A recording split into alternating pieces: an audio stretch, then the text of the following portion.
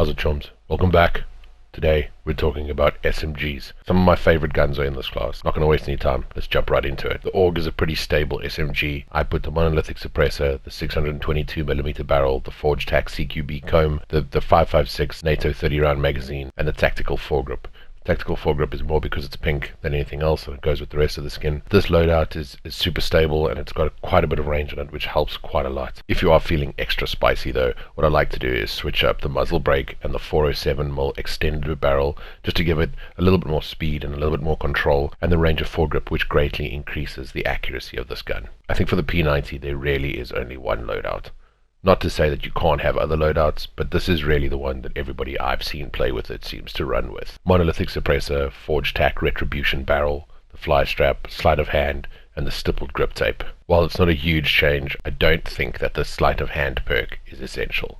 Swapping that out for stippled grip tape on your rear grip just gives you a little bit extra ADS and gets you scoping in a little bit faster. I have seen some people leave the forged tack retribution barrel off, which is also a good idea, and you can also put on the muzzle brake instead of having the monolithic suppressor. But this is the loadout that I've used for this gun, and pretty much the loadout that I used all the way through with it. The MP5 is the pro's choice.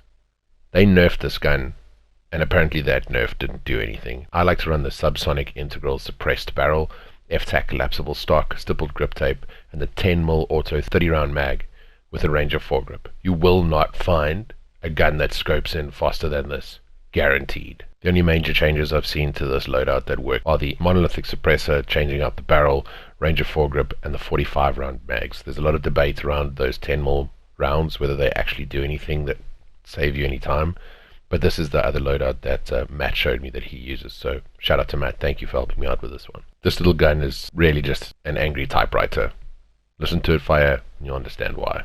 I like to run the monolithic suppressor, FSS carbine pro barrel, no stock, so that it gives it a lot of range of movement, range of foregrip, and the .41 AE 32 round mag on it. As an alternative, the monolithic suppressor with the 16.5-inch factory carbine barrel, commando foregrip, and sleight of hand are also a really good way to run this weapon. I've seen Wildcat also run this with a laser. That was more as an attempt just to never have to ADS, which he does very well. So if you're inclined, you could put an F-tack laser on you to get it to ADS a little bit faster, but I think that this gun's got no issue ADSing as it is. Bizon is an absolute beast. I like to run it like this: monolithic suppressor, 8.7-inch steel barrel, Corvus skeleton stock, 84 round helical mags, and stippled grip tape. You'll probably die before this gun runs out of ammunition, and you'll take a lot of people with you. While the AUG is one of my favorite SMGs, this was the first gun that I got Obsidian, the MP7 is pretty close to infallible for me. If it had range on it, you'd have a contender with the MP5, that's for sure.